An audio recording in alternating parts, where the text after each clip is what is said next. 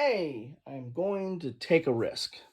I'm going to talk about risk. I'm going to talk about Risk the game, which has a very special place in my gaming development, my gaming history, and my childhood and nostalgia that I return to from time to time. So, Risk is something that I talked about recently. I did an unboxing of Risk Strike, and I'll put a link to that down below in the description. And in that video, I started talking about what Risk meant to me, and how, some of my experiences with Risk. And so that prompted me to say, well, maybe I should do a bigger, exploration or deep dive or whatever you want to call it into Risk and talk about what it means to the hobby. So when I say the hobby, it's the gaming hobby.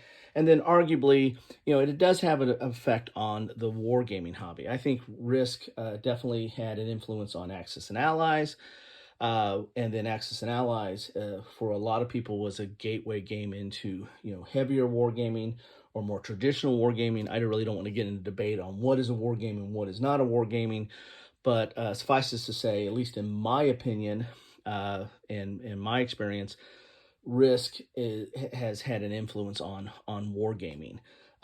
It definitely had an influence on my wargaming. I played Risk at a very early age, and I was into just regular board games. Of course, your Monopoly and your Life, and then my favorite when I was younger was Clue. Always wanted to play Clue, and then I got into chess and found Risk. I don't know which one I played first. It's a long time ago, but I probably played, might have been chess first, but it was really close about the same time that I discovered Risk. And Risk fascinated me. The massive board, seeing the whole world, and looking at that map, and then being able to move pieces and be able to conquer the world. That really had an influence on me, and so much so that when I went to college, my two degrees were political science and geography, and I can't discount how much looking at maps and actually playing war games and looking at maps, but the Risk map had what kind of influence that had on me into pursuing geography and exploring aspects of that study. So what is Risk? So, we talked about Risk Strike. You can look at that video. That's the latest iteration. That's more of a card and dice game. Some of these other ones, like Risk Express, that's a reduced version of Risk. But what is Risk itself? Well, Risk itself was invented by a French film director, Albert Lamorisse. I probably pronounced that wrong. I apologize. And I'm going to pronounce what this original name was.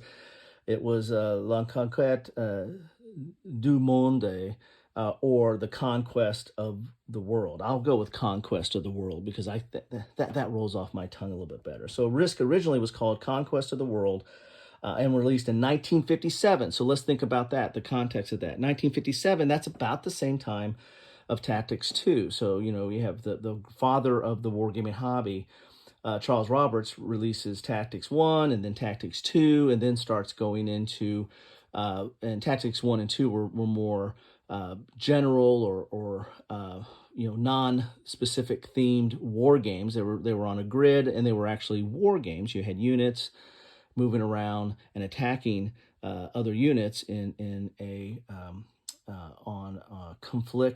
a conflict strategy tactical type basis.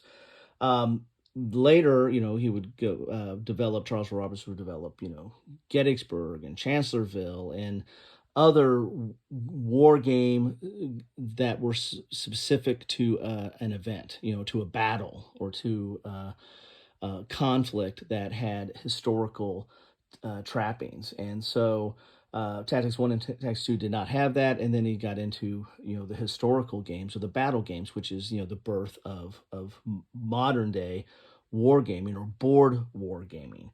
And that is in the mid-50s, and so we're talking about the same time is the development of Risk. Now, how was Risk brought to the rest of the world? Well, Parker Brothers, as you see here, Parker Brothers in the script here, they bought it and released it in 1959 with some modifications to the rules and called it Risk the Continental Game. So this is a box version, a wooden box version of Risk that was released kind of as a as a tribute, I think, to the game, going back to its more basic pieces. This has blocks in it and a board that's more consistent with the time when it came out in '59.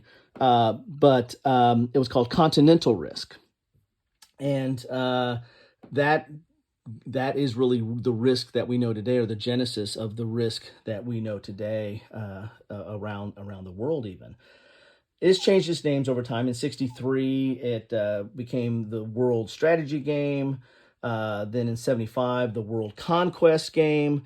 Now, the 75 was the first game I played. So '75 is when the '75 version is the version that I played. My mom and dad had that game. Actually, a friend of mine, or a friend of theirs, had the game, and then I made my mom and dad buy it, and then that was the game I played. And it did not have these little plastic minis in here, the little soldiers. It was, kind of abstract pieces at that time. Eventually, it became, I believe, like Roman numerals. They used Roman numerals in one version that I remember playing, but I think it was a little bit more abstract and star-like pieces or something like that. It's been a while since I've tried to find that version, and I don't know what my mom and dad did with it. You know how that is. But so in '75 was the World Conquest Game, and then it moved into the Game of Global Domination in '99, and that's what this version is here, the Game of Global Domination. And this version right here, as you're going to see, I have quite a few versions as well. I have a lot of games, and in percentage-wise, Risk is not my biggest game of any one type. However, I do have quite a few games of Risk, and I normally pick them up for nostalgic purposes, or I pick up the themed versions from time to time. But the standard set versions, like this one, I picked this one up in a thrift store. I got lucky. Normally in thrift stores, I only get Trivial Pursuit, but this time I got lucky and I got Risk. And this is a relatively good condition. I mean, the box is about outside the box, a little beaten up, and it's got some blown corners, but for the most part, serviceable game. So that was Global Domination. And then then in 2008, thereabouts, it became the Game of Strategic Conquest, which is, let's see here. Here's a Global Domination, and then here is Strategic Conquest. And I think the latest version that I could find on BGG was like 2016 of a base set, not a themed version, is still called Strategic Conquest. Now, that's one thing I'll get into a little bit later, is all the different themes. Risk has become, in some respects, kind of the monopoly of the wargaming world. And I'm using wargaming in parentheses for any of you that says this isn't a war game. That's for you to decide. If you don't think it's a war game, that's fine. I'm not saying it is. I'm just saying that's for you to decide. But what I mean by it become the monopoly of the wargaming world, well, Monopoly has, taken off, and you have a monopoly for almost every city. You've got monopolies for a lot of IP. Whenever a movie comes out, they come out with a Monopoly version of it. So, I mean, Monopoly is ubiquitous. I mean, it's all kinds of different versions of Monopoly. Well, Risk has started doing that as well. It has a lot of different themes, and then it got onto the IP or intellectual property route, and picking up and tying in with movies and with different type of editions of gaming, tying in with even other gamings. There's Assassin's Creed and Warhammer 40K, and I mean, we'll go into some of that when I go into the themed version of this. This is really just the Risk at its core. So, and with that, I said I was looked on BGG. I think there's like 140. There's over 140 entries on BGG just for the basic Risk game, and that includes different versions and different languages. But there's over 140 entries there. On the themed, I think there's like over 50 issues of different just themed Risk, because I mean all the Risk versions are just one entry, and then you have all the different reskins and themes is like over 50, I think. So there's a lot of different versions of Risk out there. So what is Risk at its heart? Well, Risk at its heart, again, it's a game of global domination. Didn't I already say that to you guys?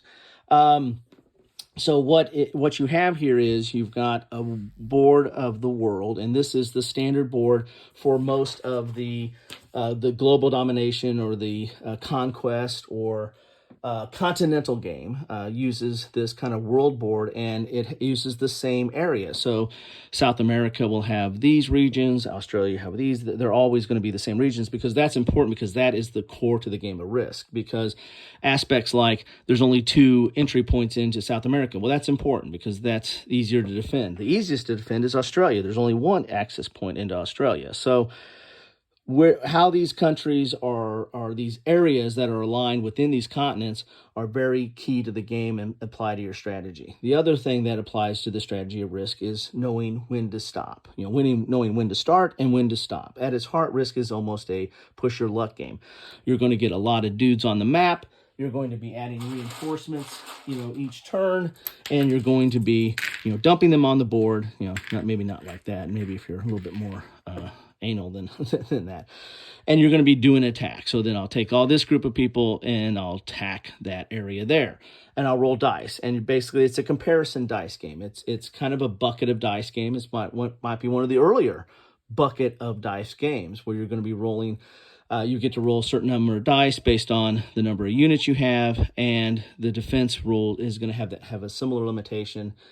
And then you're going to compare. So 6s beat 5s, and 5s beat 4s, and so on. You're rolling a 6-sided die, and then you will see who wins that. So if you roll here, 5 and 5, well, the defense wins. Defense wins ties. So then the offense is going to lose a unit. And you can roll multiple dice if you've got enough units to cover that. But that's basically the heart of the game is piling up units and then rolling dice to take stuff out. Now, the strategy of it is how you take over the different regions. Again, taking over continents that are easier to protect are better to hold, because you're going to get bonus reinforcements. How do you get reinforcements? Every turn you're going to get a certain number of reinforcements for each of the areas that you have. So you want to have more areas because that's going to give you more resources. Each one of these is an area. And then if you control whole continents, like here, green controls all of South America, so they're going to get 2 reinforcements there. So that's another way to get, that's the 2 primary ways to get reinforcements. A third way to get reinforcements is every time you have an successful attack, so if this were to be able to move in here and took over an area, well, then you're going to get to draw a card. And whether these cards do, well, these cards have symbols on them, and then they have each of the areas listed out. So in this case here, if green had this card in its hand and has North Africa, so when it plays this card, and you play these cards as sets, so like sets of 3, or a set of 1 of each, and there's also some wilds in here that stand for all 3 of the different icons here. But when you play this set, if I play this set of 3, well, I get to put extra reinforcements in each of the areas that I have, and I get to cash in for reinforcements here. So this version has a reinforcement track. Other versions handle it a little bit differently, and there might be optional rules on how reinforcements might go up exponentially or what have you. But so if I were to be the first one to cash in my cards, then I get 4. And this moves down. So there's a little bit of a reinforcement stock market going on here, because you don't want to be the first, because the first few only get 4 to 8. But these later ones here, you get later in the game, you're getting 50 reinforcements. So you get reinforcements by taking over more territory. You get reinforcements by controlling continents. And this is really the key to the game, because later in the game, you dump 50 units on the board. You're going to make a statement, okay? And that's really where the strategy of the game fits in as well, is how far do you go? When do you start? When do you stop? It's a pressure luck type mechanism, because you can keep rolling over all of these areas, but as you do it, you're losing units. And so what you're leaving behind, might be, little stragglers here. And you can only... you move the number of units. You have to leave units to cover the dice that you used as well. So, the further you extend out, you might leave yourself exposed. You might leave your back defenses thin. And your back defenses, might get thinned out on by other people as well. So you might have a great move and take over a ton of territory in a turn, but if you didn't leave any units to defend it, someone else might cash in their reinforcements and then roll over you and pick it all up. And that is one of the aspects of Risk that some people had bad experiences with Risk as a Ute, in that it has player elimination. And so you start out with a 6-player game. If someone gets knocked out in the first 20, 30 minutes, they got nothing to do, because this game can go long. This game can go really long. And so this was designed in the mid to late 50s. And so it does not have some of the more modern day mechanisms that really tend to go to streamlining the rules, trying to eliminate player elimination, having other ways to win other than me, the last person standing. And so that's something that Risk did as well over time. We'll talk about the theme stuff, but it also developed its rule set. It added in some rules that made it where you didn't have to be the last person standing. There are other ways to win. There's other ways to shorten this. There's other ways to deal with player elimination.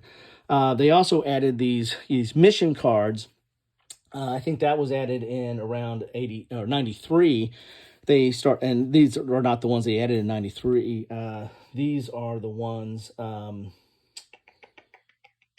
This is from the 99 set, but in 93 they added these mission cards. And I'm not sure if they were all the same that they are today, but they gave you other things to do or other ways to get reinforcements. So you just weren't like trying just to take over the world.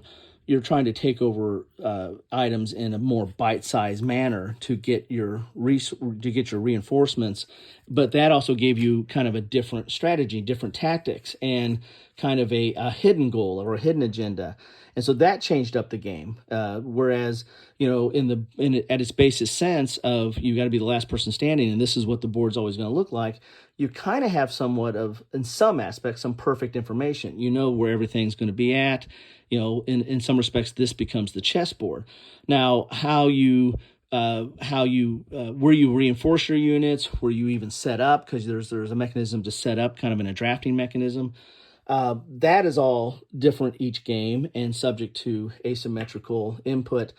And the dice, of course, are a huge chaos element, because it's not like chess where this unit unit can always take another unit on its turn. You have to roll to see if you take that area, and you could roll badly. You could have 21 odds and still come out badly on that. So so they started adding in other elements to bring it into more of modern gaming and have other type of mechanisms in here. But so that's Risk at its essence.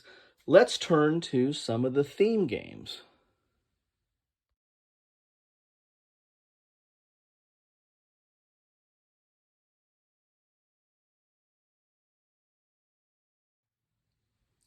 As I said previously, Risk is kind of the monopoly of the wargaming world. And again, I'm using quotes there for wargaming, so not to upset all you grognards out there. In that it's been reskinned, rethemed, IP pasted on. Sometimes so loose it just washes right off the minute you open up the lid. Just like Monopoly, there's hundreds, if not 1,000 different versions of Monopoly. Risk is not quite that far, but it has quite a few. And some of its earlier rethemings of Risk was taking Risk and trying to make it a little bit more war game focused, a little bit more of a war game. They came out with Castle Risk in '86. Which featured not a map of the world, but just of 18th century Europe, and it had castles, and it was really trying to get a little bit more wargamey, right? And that's an actual term. In '99, they came out with Risk Edition Napoleon, and so that was commemorating the 200th anniversary of the Napoleonic era, and it again was a little bit more wargamey. It was focusing on the Napoleonic aspects. It still had the same core mechanisms and same core systems, but it was focusing on Napoleonic Europe in that regard. I don't think Castle Risk or Napoleon did did that well commercially, and Risk at its heart, or at least now, is kind of a mass market game. I mean, we got to realize this came from Parker Brothers originally, or originally came from France, but the Parker Brothers are the ones that really introduced it to the mass market, and so they were looking for a mass market type game. So the next iteration, they kind of got away from war games as much. Actually, kind of got away from war games, but actually kind of went more into war games, at least in a sci-fi sense, with Risk 2210 AD. This was, by this time it was, and I don't know how it all got there, but it got under Avalon Hill. And again, this is the Avalon Hill of Hasbro fame. And that's a whole nother episode.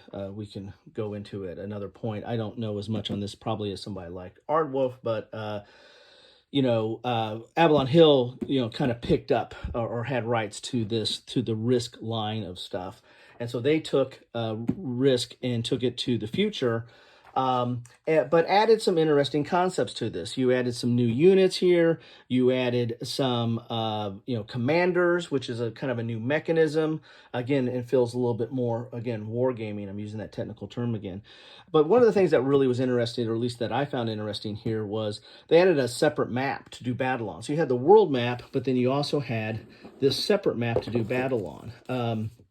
Actually, I keep all my bits and pieces in here. And that map is the map of the moon. So you can actually battle on the moon. Now, it wasn't mounted. That's something about Risk, which is nice throughout the years. They've followed a tradition of having mounted maps. At least all the versions I have a mounted map.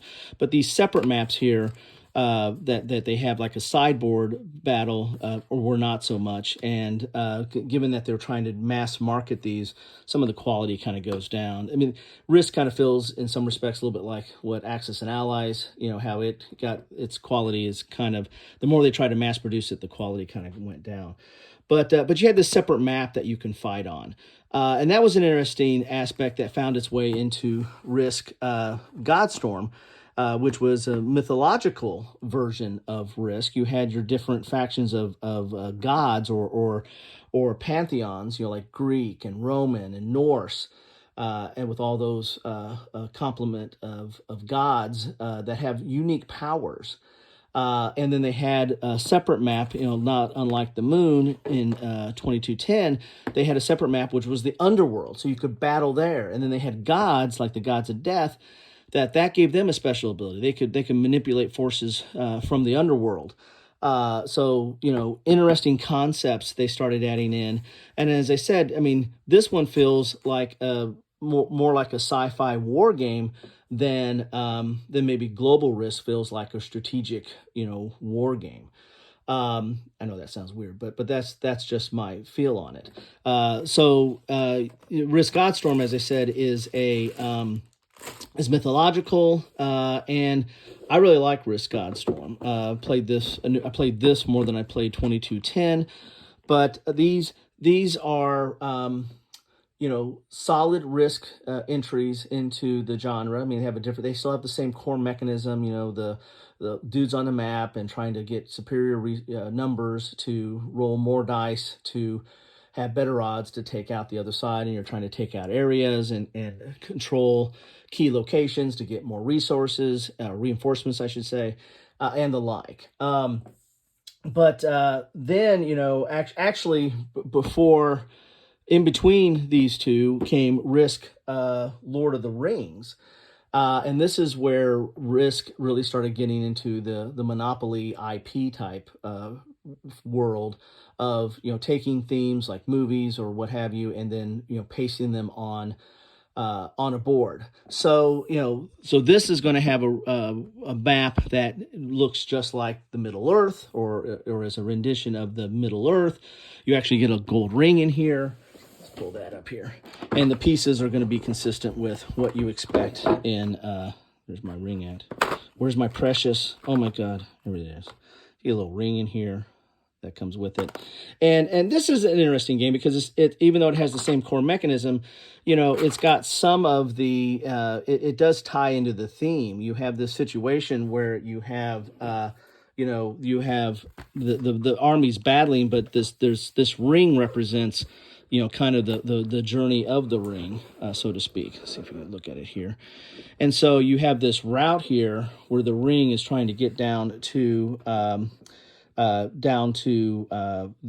Mordor, and so that's an aspect of this game too, that it's not just taking over territories and getting more reinforcements, but you still have quite a bit of that. Like if controlling these different areas, you're going to get better reinforcements. But it also has this ring quest, or the Fellowship of the Ring, and what they're doing during the game that affects gameplay as well.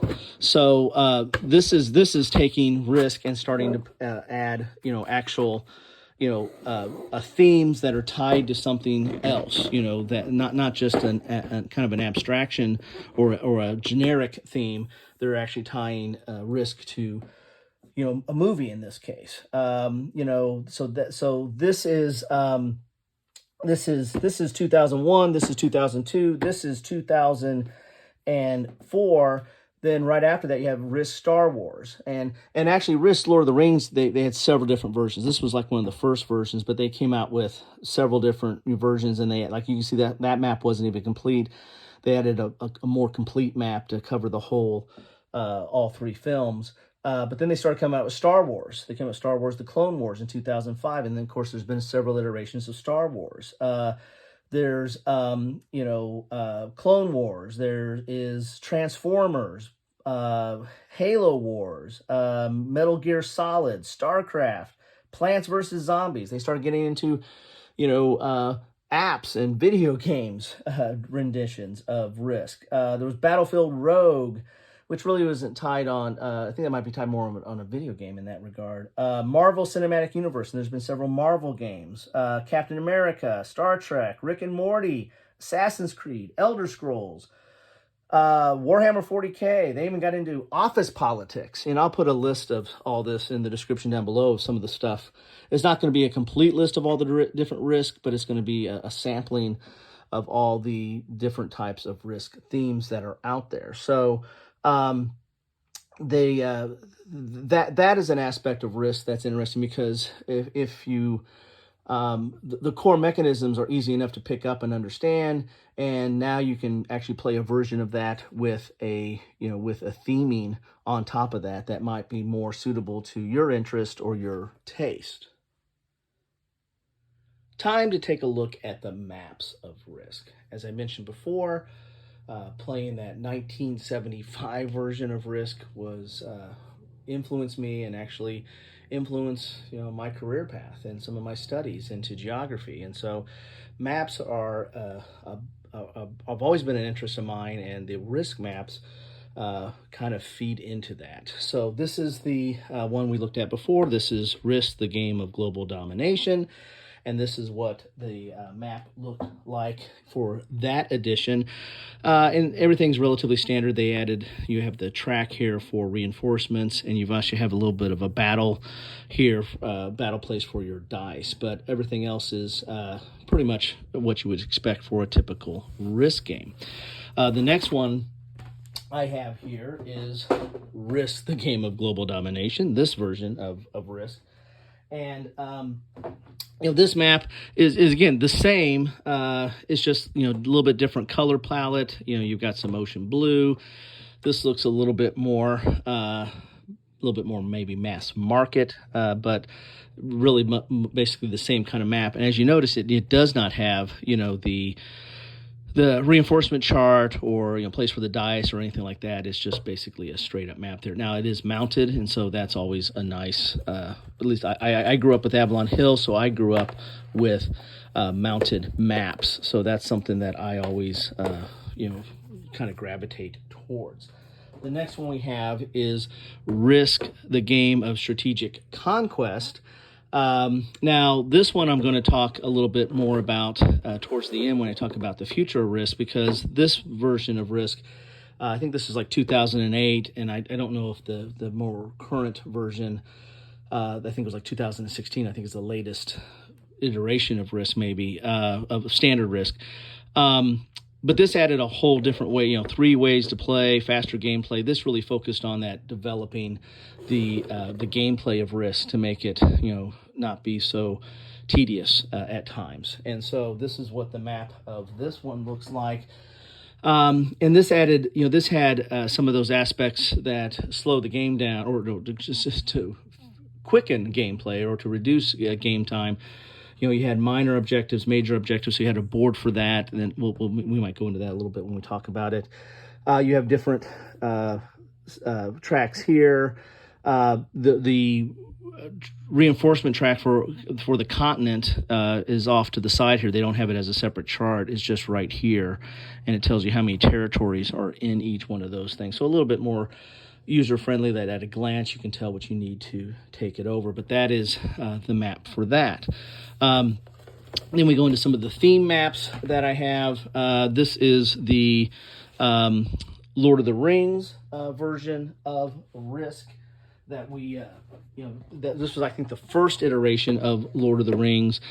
I think they eventually came out with, they might have come out with 2 others, because you can see this does not cover all of the Middle Earth. It kind of, the track kind of starts here before you get into Mordor down below here. And so the other versions, I think, added that on, and I think there was like a trilogy version that was a more complete map. But here's an example, again, mounted map. It's a little bit smaller than the other maps that were contained in here. I don't know if the other versions or the later versions of the Lord of the Rings had bigger maps, but this is the one that I have. Next, we have Risk Godstorm, which is a themed version of Risk here.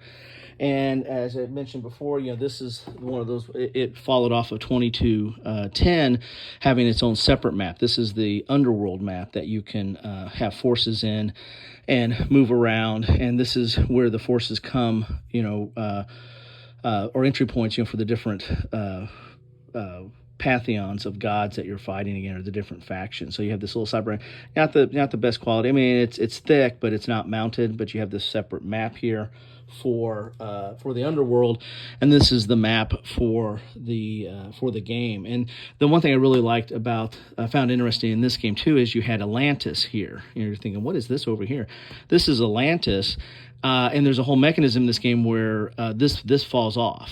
This sinks, and so you can take this over, but there's a card in the deck that makes activates or triggers the event for Atlantis to sink. And so if you have that card in your hand, great, you take this over. If you don't have that card and that happens, then you're done, because all your forces here, you lose all your forces. Now they'll pop up down here, but or some of them will, but you can lose your forces there. So that's an interesting mechanism on this board as well.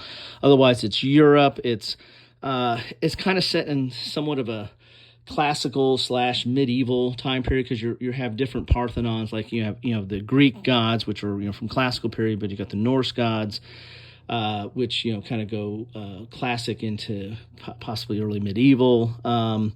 You have the Egyptian gods, which are definitely classic or ancient, I should say. So interesting map here, and you have these boundaries, that you cannot cross over. So that makes some different pressure points and the like. So that is Risk Godstorm. Then you have, and they have these interesting folds on how they fold up these maps here. A little bit different fold there. Then you have Risk 2210. Which was the first one to really introduce a side map, and you had the moon here, as I talked about before, that you can battle on. Again, not the best quality. Now the map is fine; it's mounted and the like, but this was just a side. There's a lot of stuff that can go on here. It adds a whole new options and strategy of taking over the moon. But so there's the moon map. But then the rest of this, you have your different continents here. You had land continents, you had water colonies. That's something a little bit different too. So you had these different nodes here. So the map is a lot different than your standard Risk map with all these different new areas. And then of course it added some new units and new cards and commanders and a lot of different aspects as well. So there are just some of the maps for that you get in Risk.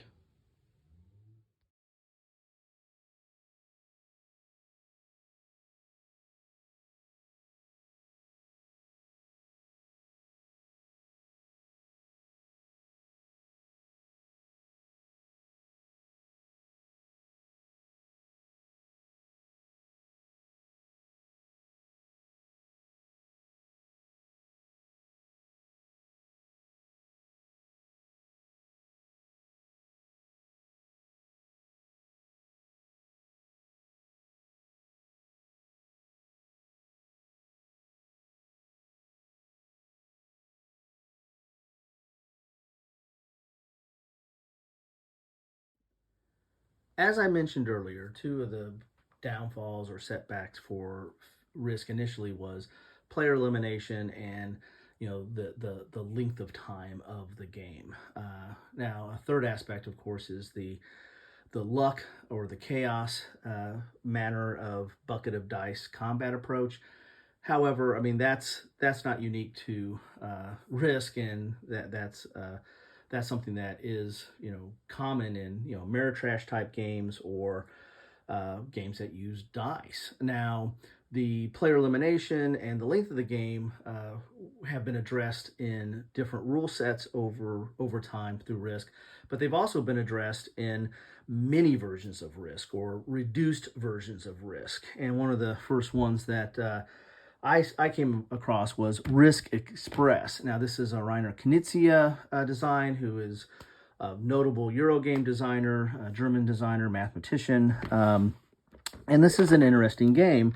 I actually went all the way to Amsterdam to get this one. Well, I was in business on Amsterdam, in Amsterdam on business.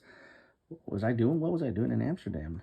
Anyway, so and I went to a game store. A lot of times when I go to a new city and even a new country, if I can find a game store, I will try to track one down. And I went to that game store and I saw this here, and I've been looking for this for quite a long time.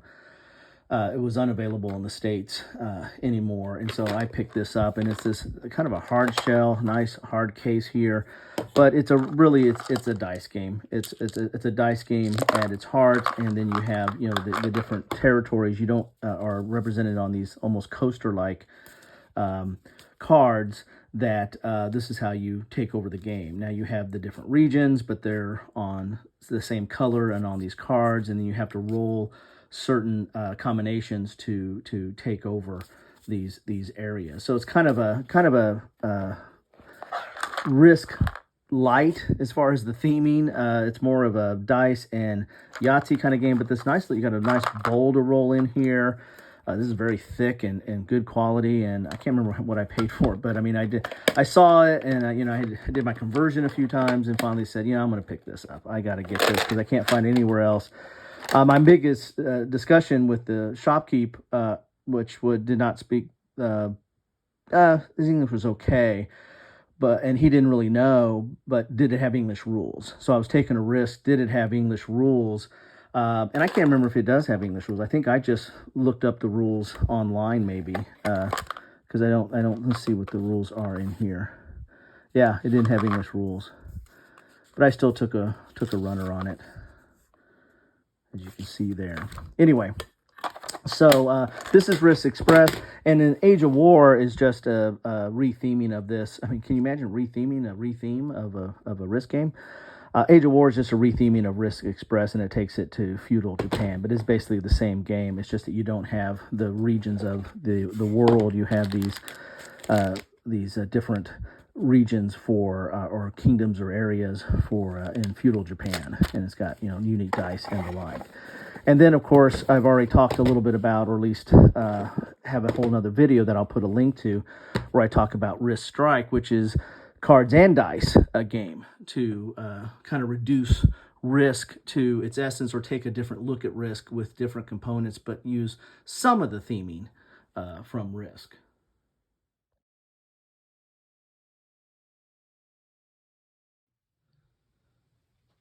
Which brings us to the future of Risk. And I basically have two general thoughts on that. The first thought goes back to the theming. I think the theming is going to continue.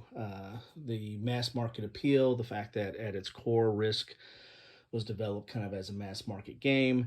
It is ripe and apt and suitable to paste different themes onto it. And so I think the theming of Risk and the continuation of taking certain IPs, whether they be movies or apps even, or books, or whatever you have as far as what is the soup du jour of the day, and taking that theme and adapting it to a Risk format. I think that is going to continue in some regard. Now that's going to be based a lot on profitability. That's all based on profitability. Did it sell? Did it catch enough people to buy copies of it?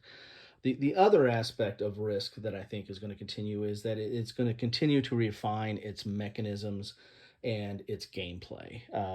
There's been a focus over the years to try to make sure that, to try to address player elimination, to try to address game length, and to try to add different strategies into the game. I mean, at its core, it's still a fine game. I mean, some people don't like it, and if you're wanting a heavier weight type war game experience or strategic experience, there's a lot of offerings out there today. When Risk came out, you got to realize it was originally introduced in '57. You didn't have a lot of strategic and Ameritrash or even Euro games that could scratch the itch of world domination, and at least have some theming tied to it. There's a lot of different variety and offerings out there today. So has it aged well? I think it's aged okay, but part of what it does with that aging is it tries to reinvent itself and come up with new mechanisms. The most advanced of the mechanisms, or the most innovative, I think, of the mechanism was Risk's Legacy. I don't own Risk's Legacy. If you followed any of my videos, you know that I have an issue with, I have a hard time, destroying things and marking on things, board games. I buy board games to play and to hold, and I've got my original war games that I bought in the 70s.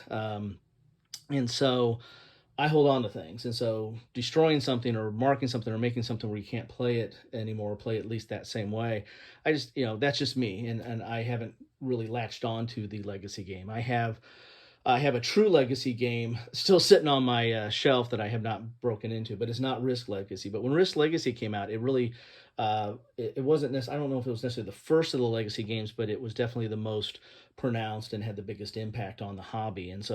And that's led to different iterations of Risk Legacy, but also Pandemic Legacy, and the whole Legacy bandwagon got started there. So there's ways to reinvent, to take the core mechanisms of Risk and then take it to whole new realms. There's also, there's going to be continuing of revising itself. This right here, this version of Risk was really a revised version of Risk. You said it has 3 ways to play and faster gameplay. This is kind of an indication of kind of where Risk can go. This version of Risk, it had objectives, and so that kind of shortened the game. You had major and minor objectives. Those are actually minor objectives. You had major objectives that you put over here that you're trying to accomplish, and it shortens the game. You had capitals, which factored into the game and factored in some conditions of the game. This had cities that you put on here. And so it had different ways to play the game, and the way even its presentation was a little bit different. You had this kind of like a folio, like you're getting a field guide here, and it's all thick player aid type quality, real thick cardboard type quality. And it's not the best layout. Following the rules and trying to figure out what's going on there. If you didn't know how to play Risk, this is not a good place to start. But if you know how to play Risk, there's a basic game of Risk here. I think it's called Basic Training, and then it has those other things that you can add on here on how to play the game of Risk. So I see that continuing. I see Risk not only having different, and when they have different themes of Risk, those have different iterations as well. Those have different rules and different features as well. So I think you're going to see an innovation of risk, or a continuing development or evolution of risk through these type of game settings of tackling standard risk, but also in the retheming of risk. So those are basically the two different areas: the continual development of risk through its rules and implementations, but also there's going to be more themes of risk out there. So anyway, thank you for taking time to stop by with me today. I know this was a long one, but this is a important game in the gaming industry. Whether you hate it, and there's a lot of hate for risk, and so, but that tells you something too. You know, I say that about when I go to a movie. If you really hate, you know, you're reading a book or watch a movie and you really hate the villain. I mean, you really just, you know, you do not like that villain. You so much you want to stop reading or you want to walk out of the movie. Well, then it's done its job. It's done its job. It's had an effect on you, either that actor or the script or the writing, or the, you know, the author has captured what they wanted to do. They wanted to create a reaction and an emotion to that character, and they did. Risk can do that. It could have people can really not like risk, and then there's people that are very fond of risk. Now, a lot of people that are fond of risk have more of a nostalgic view of it, but with some of these later iterations, there is some different gameplay there. You know, with the theming and actually the revision of some of the rules, there is some different gameplay there. So it's each to your own. I mean, that's what I love about this hobby, about gaming and wargaming, is it's yours. It's yours for the taking. If you like a game, play it, talk about it, you know, play it with others, spread the word. If you don't like a game, it's fine too. You can talk about that and share it with others. But what you don't like about a game, or some game that you don't like, might be someone else's treasure. Now, there are some games out there that are universally, yeah, this is not a good game, but you know, each to their own, and just be respectful of other people's thoughts, but have an opinion. I think it is important to have an opinion in this hobby. Anyway, thanks all. Take care.